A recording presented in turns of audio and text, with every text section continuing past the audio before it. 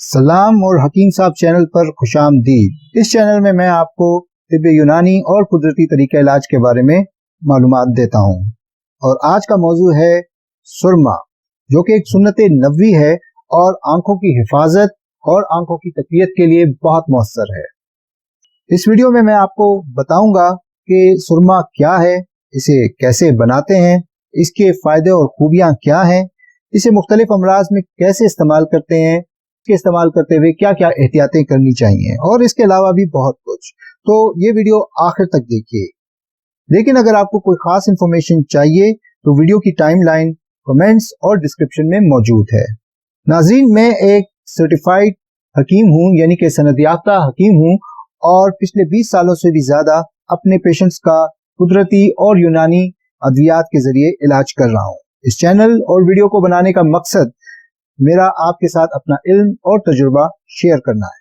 लिहाजा मेरे चैनल को सब्सक्राइब कीजिए और घंटी का आइकन क्लिक करना ना भूलिए। अब आते हैं अपने मौजू पर। सुरमा या कोहल क्या है? सुरमा या कोहल एक बारीक सुरमई और काले रंग का सफूफ होता है जो कि आंखों में लगाया जाता है। इसका मकसद आंखों की आराइश भी होता है और इसके अलावा ये बतौर दवा भी लगाया जाता है ताकि आंखों की हिफाजत की जाए और बिनाई को ज्यादा से ज्यादा बेहतर किया जाए। ये अमूमन 2 किस्म के धाती पत्रों से बनाया जाता है। एक का नाम है गैलेना और दूसरे को कहते हैं स्टिबनाइट, जिसका केमिकल नाम एंटीमनी सल्फाइड है, और इसी वजह से सुरमे को एंटीमोनी भी कहा जाता है। ज्यादातर सुरमा जो कि दस्तयाब है वो गैलेना से ही बनाया जाता है, और कई माहिरीन का ये ख्याल है कि अहादीस नबवी में जो सुरमे का जिक्र आया है और उसका नाम इस्मत बताया गया है, ये वही सुरमा है जो कि गैलेना से बनाया जाता है। और उसकी वजह वो ये बताते हैं कि मशरिक वस्ती ममालिक में जैसे कि यमन, मिस्र और सऊदी अरब वगैरह में कदीम जमाने में भी गैलेना की कानें मौजूद थीं, जबकि एंटीमनी की कोई कान मौजूद नहीं थी। सुरमे के बनाने का तरीका। इसके बनाने के लिए जो पत्थर भी आप इस्तेमाल करें उसको गुलाब और सौंफ के पानी में डबोकर रख दिया जाता है ताकि वो नरम हो जाए। कुछ महीनों तक, अमूमन 6 महीने तक इसी तरह पड़ा रहने देते हैं, और अगर पानी कम होता जाए तो साथ साथ डालते रहते हैं। फिर जब पत्थर थोड़ा नरम हो जाता है तो इसे रगड़ कर बारीक पीस देते हैं, जिसे हमारी तिब्बी जुबान में खरल करना कहते हैं। जब ये पिस जाता है इसे बारीक कपड़े से छान लिया जाता है और इस तरह ये सुरमा तैयार हो जाता है। फायदे और खूबियां। सुरमा नजर को तेज करता है, आंखों की हिफाजत करता है, खास तौर पर धूप और गर्द से। ये हाबिसुद्दम है, यानी कि ये खून को खुश्क करने में मदद देता है, कोगुलेंट है, और इसके अलावा ये बेहतरीन एंटीसेप्टिक भी है, यानी कि ये जरासीम को खत्म करता है। इसका तरीका इस्तेमाल, इसको मुख्तलिफ अमराज में मुख्तलिफ तरीके से इस्तेमाल किया जाता है। नजर की ताकत और आंखों की हिफाजत के लिए।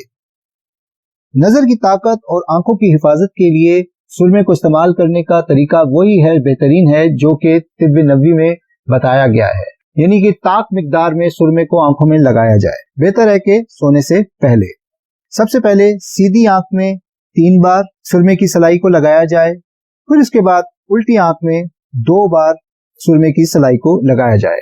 इससे नजर भी तेज होगी और आंखों की गर्द और धूप से हिफाजत भी होगी, और इसके अलावा इससे आसाब और दिमाग बेहतरीन असरात मुरतब होंगे। जख्मों को खुश्क करने के लिए सुरमा एक बेहतरीन कोगुलेंट भी है, यानी कि ये खून को खुश्क करने में और जख्म को खुश्क करने में बहुत मदद देता है। चुनांचा अगर कहीं जख्म हो जाए और खून बहने लगे तो सबसे पहले उस खून को साफ करें और उस पे सुरमा छिड़क कर उस जख्म को पट्टी कर दें। इंशाअल्लाह उससे बहुत जल्द ही जख्म में अफाका आ जाएगा और जख्म भर जाएगा। नक्सीर के लिए, यानी कि नाक से खून आने के लिए, इसके लिए 1 चुटकी सुरमा लेकर नाक से सांस के जरिए खींचें और सुरमे का लेप माथे पर भी लगाएं। इससे इंशाअल्लाह नाक से आने वाला खून या नक्सीर बंद हो जाएगी। बालों की अफजाइश और गंजपन के लिए, अगर सर के किसी हिस्से में बाल ना उग रहे हों या बालों की अफजाइश बहुत कम हो तो बेहतर है कि ये नुस्खा इस्तेमाल किया जाए। सुरमा और नारियल का तेल हम वजन ले लिया जाए और मिलाकर एक पेस्ट बना लें, और जो मुतासरा हिस्सा है यानी कि जहां पर बाल कम हैं या नहीं उग रहे वहां पर इसे 2 घंटे के लिए हफ्ते में 3 बार लगाएं और उसके बाद शैम्पू या साबुन से धो लें। चीचक यानी कि स्मॉल पॉक्स के इब्तदाई ज़माने के लिए, जब स्मॉल पॉक्स का या चीचक का इब्तदाई मरहला होता है तो उसमें भी सुरमे का इस्तेमाल किया जाता है बैरूनी तौर पर। नाक, कान और आंख पर इसे लगाया जाता है ताकि ये अज़ा चीचक के निशानों से महफूज रहें। एहतियातें: सुरमा बातनी तौर पर यानी कि ट्रॉपिकली बाहर तो लगाया जा सकता है, लेकिन इसको खाना इंतहाई नुकसानदेह साबित हो सकता है, इसलिए इसको खाने की कोशिश न की जाए और ना ही किसी दवा में या ग़िज़ा में शामिल करके खुरदनी तौर पर इस्तेमाल किया जाए, क्योंकि ये सीने और फेफड़ों को इंतहाई नुकसान देता है और इसके अलावा जिस्म में लेड की मिकदार को भी बढ़ा सकता है अगर खाया जाए। यहाँ पर कुछ साइंसदानों का ये एतराज़ कि सुरमे में जो सीसे की मिकदार है वो इंसान की सेहत के लिए मुज़र साबित हो सकती है, उस पर बात करना इंतहाई ज़रूरी है। बेशक सुरमे में सीसा थोड़ा बहुत मौजूद है, लेकिन साइंसदानों का ये एतराज़ कि ये इंसानी सेहत को नुकसान देता है 3 वजूहात की बिना पर गलत है। पहली, तिब्बे यूनानी में या तिब्बे नबवी में कहीं भी इस बात का जिक्र नहीं आया कि सुरमे को खाया जाए, इसे हमेशा लगाने की बात की गई है, और क्योंकि अगर ये खुर्दनी तौर पर इस्तेमाल नहीं किया जाता इसलिए ये कतई तौर पर नुकसानदेह नहीं है।